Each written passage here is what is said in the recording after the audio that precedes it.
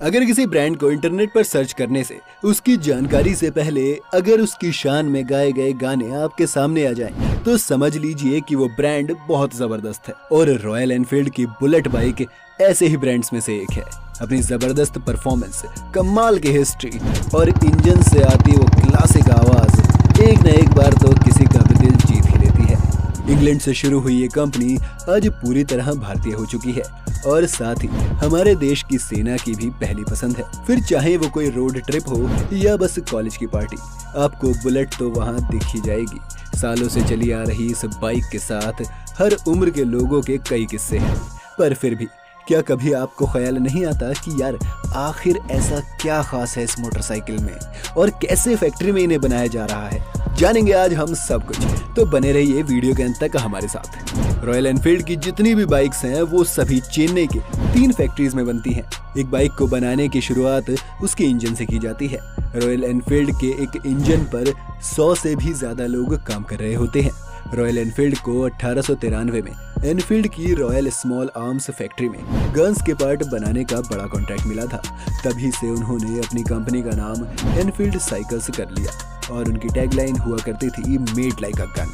और इसी टैगलाइन को फॉलो करते हुए यहाँ पर बिल्कुल एक बंदूक बनाने जैसे फोकस के साथ इंजन को सालों से बनाया जा रहा है। सबसे पहले एक सीएमसी मशीन पहले इंजन के बाहरी हिस्सों को बनाती है। 1912 से 2011 तक इस इंजन को लोहे से बनाया जा रहा था, लेकिन 2011 में कंपनी ने इसे बदलते हुए एल्यूमिनियम से बनाना शुरू कर दिया। शुरुआत में उस एल्यूमिनियम के इंजन से बुलेट की वो आवाज आना बंद हो गई थी, लेकिन फिर इंजीनियर्स की मेहनत और लोगों की डिमांड पर कंपनी ने उस आवाज को फिर से निकालने का रास्ता खोज निकाला। अब इस इंजन के बाहरी हिस्से के बन जाने के बाद इसमें वर्कर्स हाथों से बेयरिंग, गियर, शाफ्ट और पिस्टन्स को डालते हैं, जिन्हें फैक्ट्री में ही बनाया जाता है।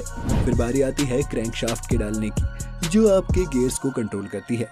रॉयल एनफील्ड के इंजन 350 और 500 सीसी में आते हैं, लेकिन ज्यादातर लोग 350 सीसी के इंजन वाली बाइक ही ज्यादा पसंद करते हैं। रॉयल एनफील्ड के इस इंजन असेंबली लाइन में एक कमाल की बात यह है कि मर्द और औरतें दोनों इस डिवीजन में काम करती हैं। अब इंजन बनने के बाद सबसे पहले इसे टेस्ट किया जाता है। इंजन को टेस्ट करने के लिए पेट्रोल टैंक की गैर मौजूदगी में फ्यूल डायरेक्टली इंजन में डालकर उसे अलग अलग गियर में टेस्ट किया जाता है। सिर्फ इंजन की वर्किंग ही नहीं, एक ऑडोमीटर की मदद से ये भी चेक किया जाता है कि क्या ये इंजन वही बुलेट वाली आवाज निकाल पा रहा है या नहीं। अब बारी आती है पेट्रोल टैंक की। बुलेट का पेट्रोल टैंक 13.5 लीटर का होता है और इसे बनाने के लिए स्पेशल मशीन्स द्वारा पहले इसके 2 अलग अलग हिस्से बनाए जाते हैं, जिन्हें बाद में अच्छी तरह से वेल्ड कर दिया जाता है। वेल्डिंग के बाद इस टैंक को पानी में डुबाकर लीकेज के लिए चेक किया जाता है। अगर सब कुछ सही है तो फिर इन टैंक्स को आगे भेज दिया जाएगा, जहां एक रोबोटिक आर्म की मदद से इन्हें पेंट किया जाएगा। पेंट होने के बाद डिजाइनर्स अपने हाथों से इस टैंक पर बुलेट के सालों से चले आ रहे डिजाइन्स बनाते हैं और सब होने के बाद इन टैंक्स की शाइन बनाए रखने के लिए इन पर एक पॉलिश की लेयर स्प्रे कर दी जाती है। टैंक के बाद फ्रेम की बारी आती है, जिसे ट्यूबुलर स्टील से बनाया जाता है। इस फ्रेम को फिर फॉस्फेट और बाकी केमिकल्स के एक मिक्सचर में डुबाकर इसे टफ बनाया जाता है, ताकि ये ज्यादा से ज्यादा समय तक चले और इस पर जंग ना लगे। अब यहाँ से निकलने के बाद एक इलेक्ट्रिक करंट की मदद से इसे नेगेटिवली चार्ज्ड फ्रेम पर एक पॉजिटिवली चार्ज्ड पेंट की पतली सी लेयर चढ़ाई जाती है। इसके बाद फ्रेम को 10 मिनट तक 180 डिग्री सेल्सियस पर गर्म किया जाता है और गर्म होने के बाद एक पावर्ड कोट स्प्रे किया जाता है, जिसका मेल्टिंग टेम्परेचर भी 180 डिग्री सेल्सियस है और फ्रेम के कॉन्ट्रैक्ट में आते ही वो मेल्ट होकर फ्रेम पर फैल जाता है। इस सब के बाद बारी आती है बाइक की असेंबली की। अगर आपने अब तक हमारे चैनल को सब्सक्राइब नहीं किया है तो चैनल को सब्सक्राइब करना ना भूलें और बेल आइकन भी दबाएं। असेंबली लाइन पर वापस जाएं तो सबसे पहले बाइक के फ्रेम को रखा जाता है और उस पर इंजन को एडजस्ट किया जाता है।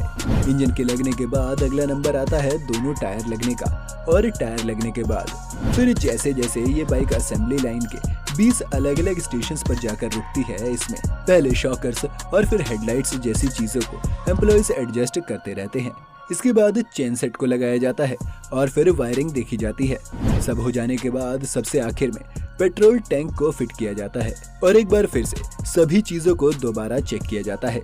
एक कंप्यूटर सिस्टम भी इस समय बाइक के एक एक बोल्ट पर नजर रखे हुए होता है।